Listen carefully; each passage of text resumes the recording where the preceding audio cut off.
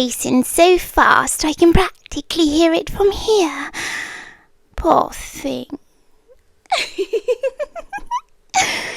You really did run as fast as you could, didn't you? And after I asked you so nicely not to... Oh, no, don't try to stand up yet. You'll only make yourself dizzy again.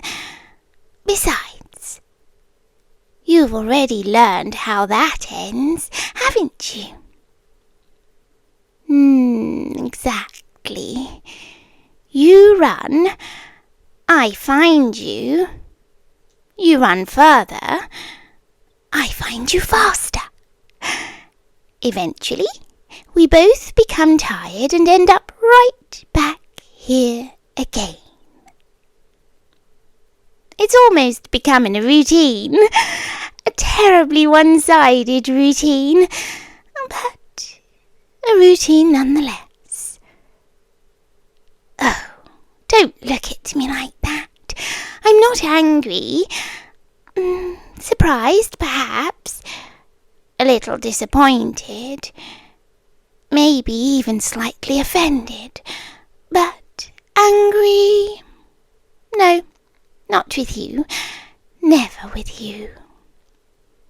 You did exactly what frightened creatures always do. You saw something bigger than yourself. Something stronger than yourself. Something you couldn't understand, and you ran. Animals do that. Humans do that. Even young scorpions do that. Fear is a language every creature speaks, though I confess I had hoped you would learn mine instead. Here, drink some water. No tricks, no poison, no sleeping draught. Honestly, if I wanted you unconscious, you would already be unconscious. See? Honesty. I believe honesty is important in relationships. Yes, I used that word intentionally. Relationship. You hate hearing that word from me. I can tell. Your expression changes every time. Confusion. Disbelief. Fear. As though the very idea itself feels wrong. Interesting, isn't it? You object to the word relationship. Not because it is inaccurate, but because it arrived without your permission.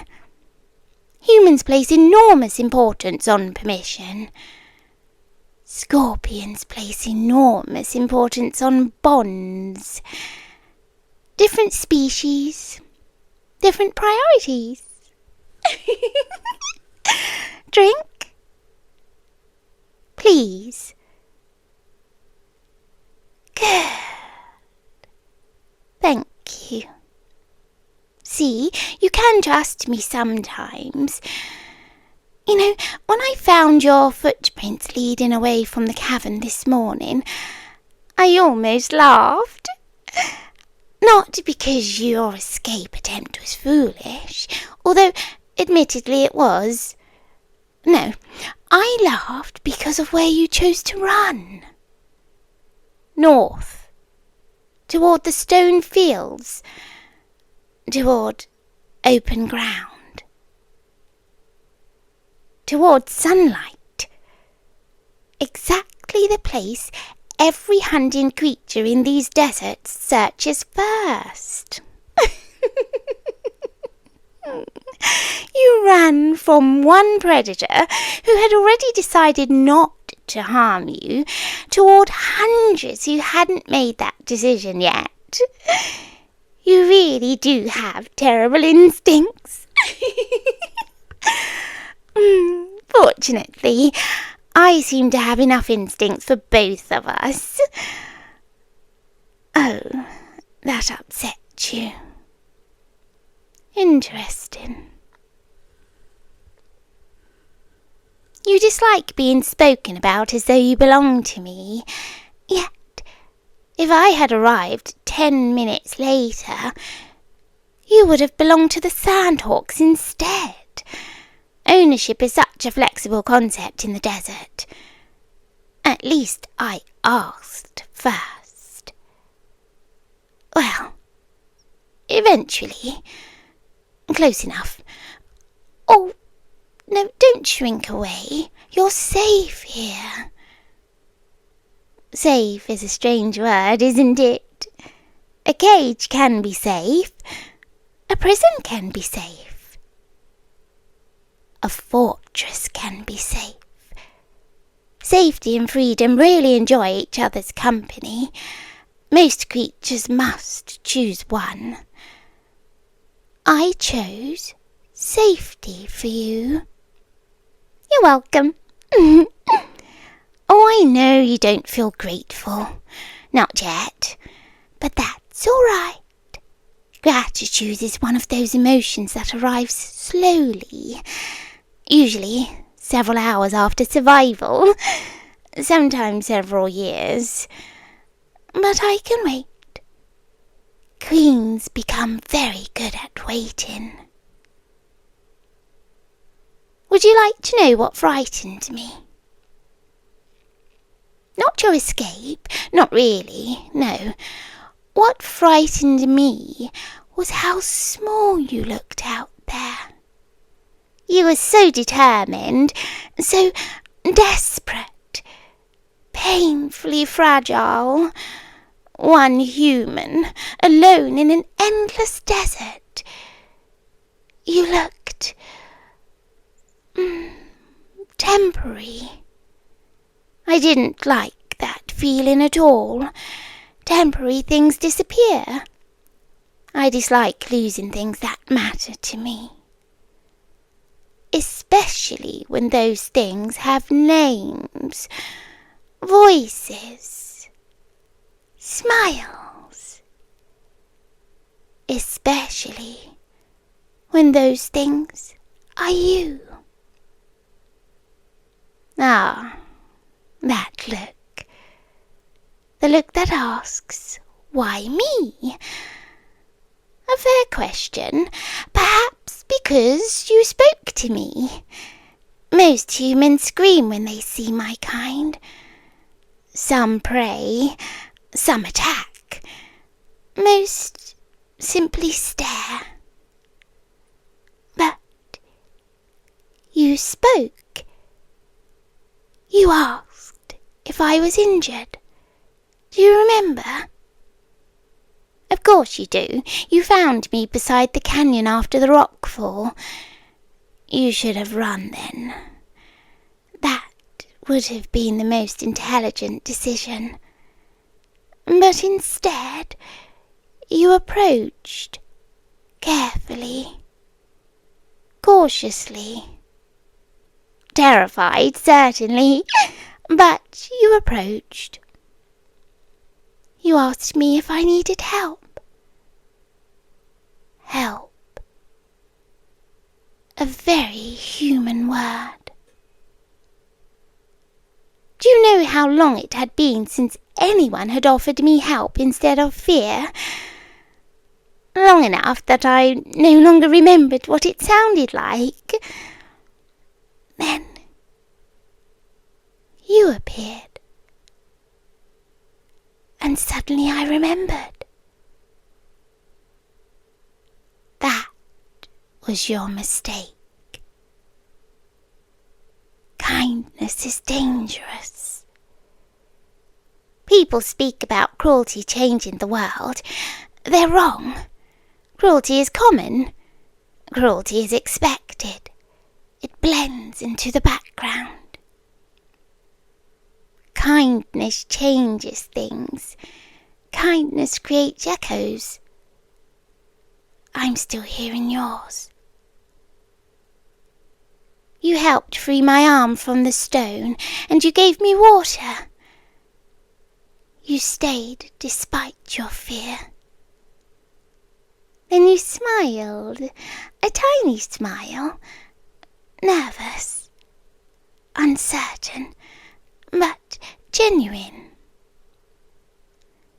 You smiled at a monster. How unfortunate for both of us, because now every time I look at you, I remember that smile. And every time you look at me, you remember your mistake. Relationships are funny that way, built from shared memories, even terrible ones. Especially terrible ones. Do you know what my attendant said when I brought you home? Oh yes, they had opinions, many opinions. Queens attract advisors the way ruins attract spiders. They said humans are fleeting, fragile, faithless. They said I should let you go. Can you imagine? As though one simply releases miracles back into the wild and hopes they return. Ridiculous. No, I ignored them. Naturally. Queens are expected to listen to advice, not necessarily to follow it. I chose differently. I chose you. You look uncomfortable. Is it the choosing? Humans enjoy being chosen in stories, songs, romances, but not in reality. In reality, being chosen can feel frightening, heavy, unavoidable. A spotlight you never asked to stand beneath. I understand that, truly. Unfortunately, understanding your fear does not make me less afraid of losing you. And fear makes creatures selfish. Even queens. You know, I almost admire your determination. You waited until dawn, counted patrol patterns, watched guards' routes, stole supplies, mapped the exits. That took planning. Patience, courage. You would make an excellent strategist. Which is precisely why I cannot allow you to continue trying. Imagine having someone clever enough to escape you repeatedly. What an exhausting existence that would be. No, thank you. We'll save ourselves the trouble. Oh, relax. That wasn't a threat. Merely logistical planning. Words matter. Capture sounds cruel. Protection sounds caring. Containment sounds practical. And shelter sounds loving. Interesting how language changes shape depending on who it's holding. And I am holding it very gently, along with everything else. No, I don't mean physically. Mostly. You know what? You know what I envy about humans? Your lives are so short that you have no choice but to be brave. You love quickly and forgive quickly. Risk everything quickly. My kind lives for centuries. Centuries encourage caution, distance, patience even. By the time one of my people admits affection, entire dynasties have risen and fallen. Then you arrived. And suddenly centuries felt inconveniently long. You ruined my patience. Quite inconsiderate of you, really. Perhaps that is why I became possessive so quickly. Humans are mayflies carrying starlight. Brief, beautiful, gone too soon. You expect me not to worry? Impossible. You call me overprotective. I call myself realistic. The desert wants you dead. The cities would exploit you. Bandits would rob you, and merchants would lie to you. Politics would consume you. Meanwhile, I offer food, shelter, safety, conversation. Honestly, my proposal compares very favourably with the alternatives. Ah, the tail. You're looking at my tail again. Most people do. Relax. If I intended harm, we would not be discussing philosophy. Besides, you misunderstand what frightens me most. Not betrayal. Not rebellion. Not even escape. Silence. You disappearing without a trace. Walking out into the world and becoming one more face among thousands. A story that ends without me knowing the ending. I hate unfinished stories. That is why I came after you. Not because you disobeyed me. Because for several terrible minutes I didn't know where you were. Do you know what that felt like? Probably not. Because you have always known exactly where I am. I occupy entire rooms, entire corridors, entire histories. You, however, can vanish behind a single doorway. The imbalance feels unfair. I dislike unfairness, which is why I corrected it. Now I know where you are again. Balance restored. See? Problem solved. You really don't appreciate my solutions. That must be frustrating for both of us. Would you like to hear something embarrassing? When I found you hiding beneath that ruined archway, I was relieved enough that I almost embraced you. Then I remembered humans find that sort of thing alarming under the circumstances. Probably wise. Though, admittedly, your expression when I wrapped my tail around the entrance to stop you escaping was memorable. A mixture of horror and offended disbelief. As though you couldn't decide whether to be frightened or insulted. You settled on both. A sensible compromise. Do you know what I said to you then?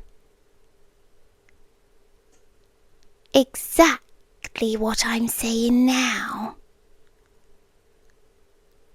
I told you not to run. Not because I enjoy stopping you. because I knew how the story ended. You lost. I found you. You cried. I worried. Neither of us enjoyed ourselves very much. Well, not equally, perhaps. Still, the point remains. You mistake inevitability for imprisonment. A river does not imprison water by guiding it to the sea. The stars do not imprison the moon by keeping it in orbit. Some things simply belong near each other. Some paths circle back no matter how often they divide. Perhaps we are one of those paths. Perhaps not. But I intend to find out. Patiently if possible. Less patiently if necessary. There. Honesty again. I do try. Tell me something. If I opened the doors right now, would you stay? No? Thank you for answering honestly. Then honesty in return. I would not open them. Because if you left today, you would leave afraid. You would leave hating me. You'd leave seeing only claws and venom and captivity, without ever meeting the person I am when I'm not frightened. That feels unfair too. You judge me by what I do when afraid of losing you. I wonder how you would look if judged only by your worst fear. Probably smaller, crueler, more desperate. Fear edits all creatures into uglier versions of themselves, and I'm no exception. And neither are you. Perhaps one day we will meet each other without fear standing between us. I'd like that. Wouldn't you?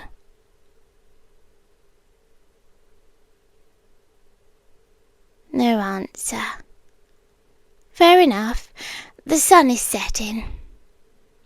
Do you know what that means in the deep desert? The temperature falls. Predators wake. The horizon turns purple for exactly 12 minutes. It's beautiful. You should see it. The balcony outside my chambers has the best view in the entire palace. No chains, no guards, no tricks. Just a sunset. You look suspicious. Reasonably so. Still, you can hardly escape by jumping from a cliffside palace in the middle of a scorpion kingdom. See? Trust through geography. One of my favourite kinds of trust. Now come with me. Please. Thank you. There, look. Beautiful, isn't it? The desert always looks endless from up here, like an ocean pretending to be land. Somewhere out there is the place you came from, your old life, your old plans. Do you miss it? Of course you do. I would too. Loss deserves mourning, even necessary loss. Well, especially necessary loss. Do you know something strange? Part of me hopes you never stop missing it completely. Because if you forgot too quickly, I would wonder whether your memories meant anything at all. And if your memories meant nothing, perhaps one day I would mean nothing too. No, keep missing it. Keep remembering. Keep being angry. At least those things are real. Real things can become other things eventually. Hatred becomes tolerance, and tolerance becomes familiarity, and familiarity becomes comfort. Comfort becomes dangerous. Dangerous things become precious, and precious things, well, you already know what I do with precious things. I keep them close. Very close. You shivered. Cold? Here, take my cloak. No arguments. See? Gentle. Thoughtful. Reasonable. I contain multitudes. Some of them are terrifying. Some of them make tea. Life is complicated. It's dark now. We should go inside. No, not because I fear you'll run again. Actually, that's exactly why. But also because dinner will be getting cold. And because, despite everything, despite the fear and anger and impossible circumstances, I enjoy your company. There. Another truth. I wonder how many truths it takes before they stop sounding like lies. Perhaps we'll discover the answer together. And if tomorrow morning you look at the door and wonder whether to run again, remember the desert, the hawks, the distance. Remember me searching for you beneath the burning sun. Remember my voice when I found you. Not angry, not triumphant, just relieved. Because that was the truth of it. You were gone, and for a little while, the world felt unbearably large. So, if you decide to run again someday,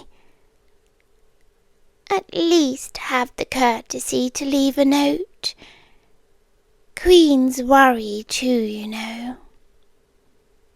And I would still come looking for you, across deserts, across kingdoms, across years if I had to. Because I told you not to run. Not because I wanted to chase you, because I already knew I would. And that, my dear human, is considerably more frightening.